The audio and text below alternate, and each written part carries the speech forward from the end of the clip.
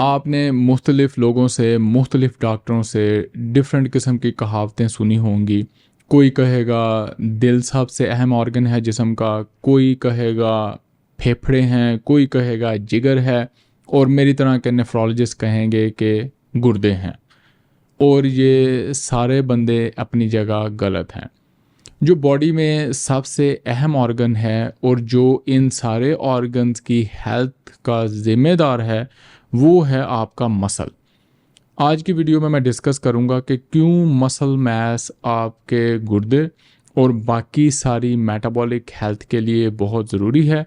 और अगर आप अपने गुर्दे की सेहत को, अपनी जनरल हेल्थ को बेहतर बनाना चाहते हैं, तो आपको अपने मसल्स, अपने पट्ठों की सेहत को बेहतर बनाना पड़ेगा।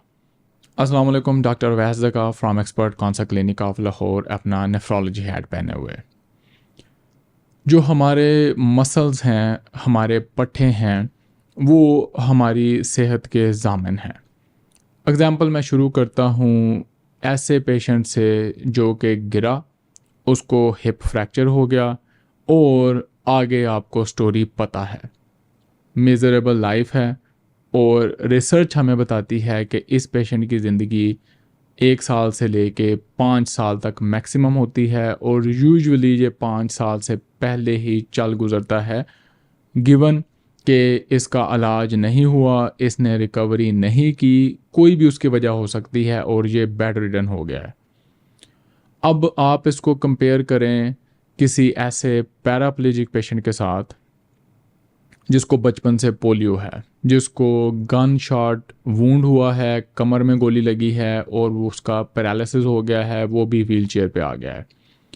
अब ये भी पेशेंट बेड बाउंड या व्हीलचेयर बाउंड होते हैं, लेकिन फ्रैक्चर वाले पेशेंट में क्या ज़्यादा मसला है, उसमें क्या मुख्तलिफ है? उसमें मुख्तलिफ ये है कि ये पेशेंट गिरा ही इसलिए है कि इसका मसल मास कम था, इसकी कोऑर्डिनेशन पुअर थी और जब उसकी बुरी किस्मत वाला दिन था, उसके सितारे मिसअलाइंड थे, वो गिर गया, उसको फ्रैक्चर हो गया और वहाँ से उसका डिक्लाइन शुरू हो गया। अब हम यहाँ से समझने की कोशिश करते हैं कि मसल मास कहते किसको हैं। एक होता है lean body mass. Lean body mass में आता है आपके फैटी टिश्यू के अलावा जितना कुछ है, हड्डियाँ, आपके ऑर्गन्स, आपके बाल, आपके स्किन, आपका पानी और मसल, इस सारे कॉम्बिनेशन को कहते हैं लीन बॉडी मास, जिसका मतलब है कि इसमें फैट नहीं है। और जो मसल मास है वो सिर्फ आपके पट्ठे होते हैं और इन मसल मास का प्रोपोर्शन डिफरेंट एज में डिफरेंट होता है। इसका टेबल मैं स्क्रीन पे दिखाने की कोशिश करता हूँ। यूजुअली रिसर्च साबित करती है कि एज 30 और बाज़ लोग कहते हैं कि एज 25 के ऑनवर्ड आपके मसल में 2 से 3% लॉस होना शुरू हो जाता है। यानी कि हर साल आपका मसल मास, अगर आप कुछ स्पेशल ना करें, तो 2 से 3% कम होना शुरू हो जाएगा। और यहाँ से आप अंदाज़ा कर सकते हैं कि अगर आप अपने मसल्स का ध्यान नहीं रखेंगे तो आपने मसल लॉस की तरफ जाना शुरू कर देना है एज 30 के फ़ौरन बाद। अब हम शुरू करते हैं कि गुर्दे के मरीज़ों में और जनरल पॉपुलेशन में मसल मास के, अच्छे मसल्स के फ़वाइद क्या होते हैं। तो सबसे पहले सबसे बेसिक पे चलते हैं कि आपकी मेटाबॉलिक हेल्थ। ये जो मैं हर वक्त metabolic health, insulin resistance, glucose control, atherosclerosis करता रहता हूँ, ये सारा आपकी बॉडी में आपके मसल्स ही कंट्रोल करते हैं। जितनी इंसुलिन रेजिस्टेंस, इंसुलिन सेंसिटिविटी की बहस है, वो सारी डिस्कशन है ही मसल्स और मसल्स के अंदर जो माइटोकॉन्ड्रिया हैं उनकी है। अगर आप अपने मसल्स को बेहतर बना लें, आप रेगुलर एक्सरसाइज करें, स्पेशली जिसमें आप वेट ट्रेनिंग और रेजिस्टेंस ट्रेनिंग करें, तो आपकी इंसुलिन सेंसिटिविटी बढ़ेगी, आपकी इंसुलिन रेजिस्टेंस कम होगी, आपकी ओवरऑल मेटाबॉलिक हेल्थ बेहतर हो जाएगी। मसल्स या पट्ठों के बारे में दूसरा जो मेरा फेवरेट हेल्थ बेनिफिट है वो है एंटी इन्फ्लेमेटरी इफ़ेक्ट, यानी कि ये इन्फ्लेमेशन को कम करते हैं। और मैं इसको हमेशा अच्छी तरह एम्फेसाइज नहीं कर पाता कि ये अल्लाह ने हमारे अंदर एक ऐसी मशीन बना दी है जो कि बैठे बिठाए आपको पेन किलर प्रोवाइड करती है, आपको एंटी इन्फ्लेमेटरी हार्मोन्स प्रोवाइड करती है, और उसके अलावा कई ग्रोथ हार्मोन्स या ऐसे केमिकल्स जो आपकी वेल बीइंग, आपकी खुशी, आपकी सेहत और आपकी जो ज़हनी सुकून है उसको बनाते हैं, जिनमें से कुछ का हमें पता है, कुछ का नहीं पता। तो ये वो मशीन है जिसको आप फ्री में बैठे बिठाए अपने जिस्म में इन्फ्लेमेशन कम करने के लिए यूज़ कर सकते हैं। उसके बाद आता है इसका इम्यूनिटी में फ़ायदा। अब कुछ रिसर्च कहती है कि जो हमारे इम्यून सेल्स हैं उनकी सारी पावर, उनकी एनर्जी, उनकी ग्रोथ और उनकी जो न्यूट्रिशन है वो सारी आती ही मसल मैस से है। और जो बंदा वीक मसल मास के साथ होता है, बेशक वो हेल्दी खा भी रहा हो, उसकी इम्यूनिटी हमेशा स्ट्रांग होती है, उसको ज़्यादा इन्फेक्शंस हो जाती हैं, उसको ऑटो इम्यून डिसऑर्डर्स होते हैं और उसको कैंसर का ज़्यादा रिस्क होता है। तो हमारा इम्यून सिस्टम भी हमारे मसल मास पर ही डिपेंड करता है।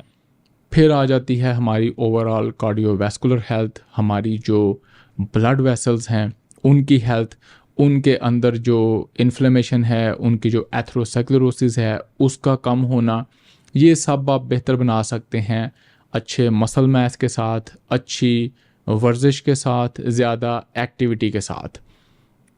हम उसकी बेसिक डिटेल्स और मैकेनिज़्म में नहीं जाते, लेकिन आपकी जो ब्लड वेसल हैं जब आप एक्सरसाइज करते हैं उनमें नई ग्रोथ होती है, नए सेल्स बनते हैं, उनकी दीवारें ज़्यादा फ्लेक्सिबल होती हैं, उनके अंदर जो इन्फ्लेमेशन और ऑक्सीडेटिव स्ट्रेस चल रहा होता है वो बेहतर होता है, और आपकी ओवरऑल मेटाबॉलिक हेल्थ के साथ कार्डियोवैस्कुलर हेल्थ भी बेहतर होनी शुरू हो जाती है।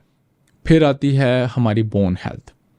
जितने आपके मसल्स स्ट्रॉन्ग, अच्छे, वेल मेंटेन्ड होंगे, उतनी ही आपकी हड्डियों की सेहत बेहतर होगी, उतनी ही आपकी कोऑर्डिनेशन बेहतर होगी, उतना ही आप डेली रूटीन में अपना काम कर सकते हैं और ज़्यादा ओल्ड एज तक उसको मेंटेन कर सकते हैं। इससे ना सिर्फ आपकी हड्डियों और दूसरी सेहत की बेहतरी होती है, इसमें आपको डिप्रेशन नहीं होता, आपको आइसोलेशन फ़ील नहीं होती, आपको डिपेंडेंस फ़ील नहीं होती। वो जो हमारे बुज़ुर्ग कहते हैं ना, अल्लाह किसी ते पाए ना, किसी दा मुताज ना करे। तो इस दुआ के साथ साथ आप थोड़े से डंबल भी किया करें, क्योंकि दुआ तो अल्लाह मियाँ ज़रूर कबूल करेगा इंशाल्लाह, लेकिन अगर आप साथ एक्शन भी करेंगे, उस पे एक्ट भी करेंगे, तो और भी ज़्यादा नेचर हमारी हेल्प करेगी। तो मसल के साथ आपकी बोन हेल्दी होती है, आपकी कोऑर्डिनेशन बेहतर रहती है, आप एक लंबे अरसे तक, बुढ़ापे तक अपने डेली काम कर सकते हैं, जिससे आपको डिप्रेशन, एंग्जाइटी, आइसोलेशन फ़ील नहीं होती।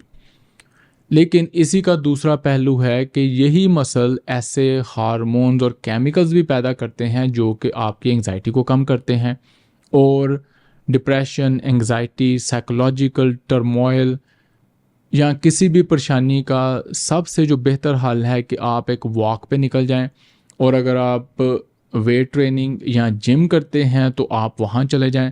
और ये वो लोग हमें टेस्टिमनी दे सकते हैं कि उनको कितना फ़ायदा होता है और वो कितना ज़्यादा फ़र्क महसूस करते हैं कि परेशानी में जब वो जाके वेट ट्रेनिंग करते हैं, थोड़ा सा जिम करते हैं, थोड़ी सी एक्सरसाइज करते हैं, तो उनकी परेशानी, उनकी एंग्जाइटी कम हो जाती है, उनको एक तरह का सुकून मिल जाता है। और एंड में वो फ़ायदे जो बिकते बहुत हैं, लेकिन मैं उनको हाईलाइट एंड में करता हूँ, क्योंकि ये वो चीज़ें हैं जो बेचने वाले लोग बेशक पहले रख के बेचते हैं, लेकिन इनको आपने हमेशा कंसीडर ज़रूर करना है, पर ये आपके एक्सरसाइज करने का मकसद नहीं होना चाहिए। ये हैं लॉन्ग टर्म फ़ायदे, आपकी उम्र लंबी हो जाती है, जिसको हम इंग्लिश में कहते हैं कि एक्सरसाइज करने से, मसल मास बेहतर होने से आपकी लॉन्जेविटी बढ़ जाती है, तो ये भी आपका फ़ायदा है। फिर आपकी स्किन ग्लो करती है, आप यंग नज़र आते हैं।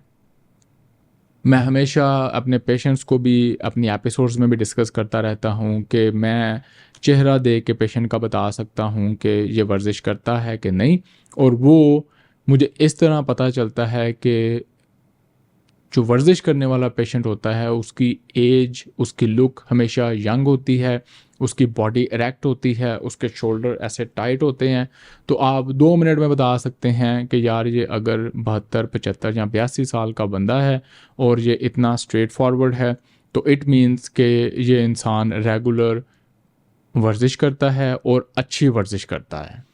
इसके बाद सबसे अहम सवाल कि हमने ये मसल ग्रो कैसे करने हैं या इन मसल्स को मेंटेन कैसे करना है। उसमें वैसे तो बहुत सारी चीज़ें हैं, जैसे आपकी नींद का पूरा होना, आपके दिन का ऑर्गेनाइज होना, आपकी ज़िंदगी का पर्पसफुल और मीनिंगफुल होना। लेकिन जो 2 मेन एक्शन हैं उनमें से पहला है आपकी एक्सरसाइज, स्पेशली वेट ट्रेनिंग और रेजिस्टेंस ट्रेनिंग।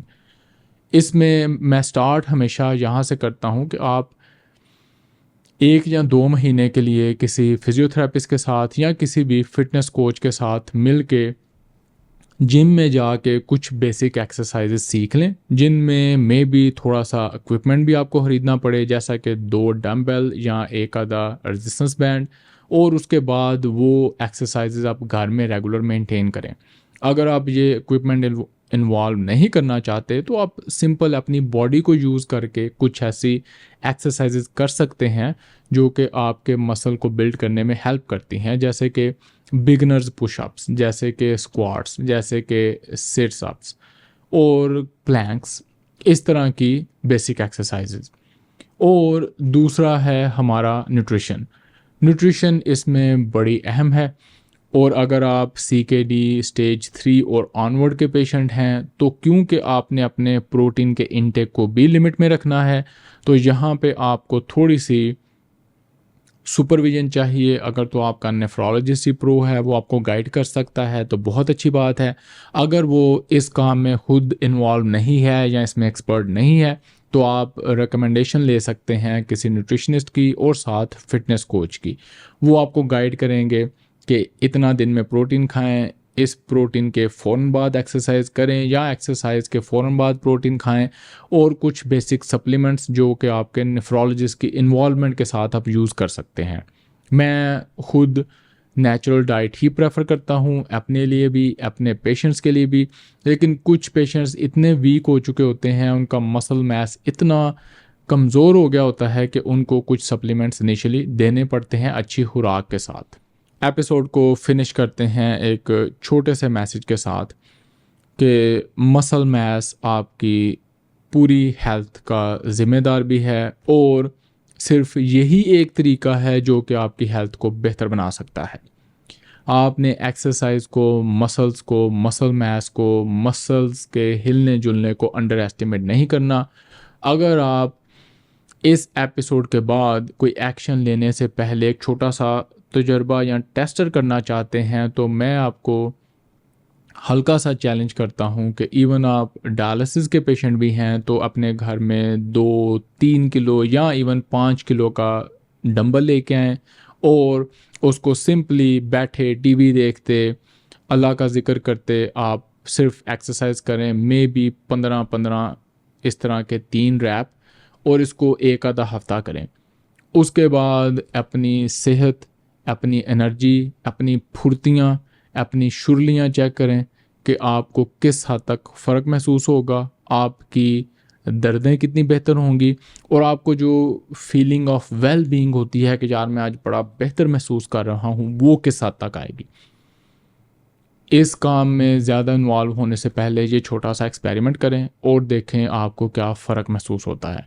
फिर उसके बाद अगर आपको लगे कि बहुत फ़ायदा है इसका, तो अपने मसल मास को बेहतर करने के लिए सही लॉन्ग टर्म डेली बेसिस पे एक्शन लें, रेगुलर एक्सरसाइज करें और अपनी सेहत और अपने गुर्दे की सेहत को बेहतर बनाएं।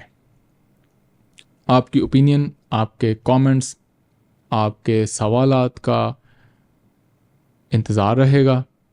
आपने कमेंट करना, ओपिनियन देना, सवाल करना नहीं भूलना। मुलाकात होगी अगली वीडियो में। अल्लाह हाफ़िज़।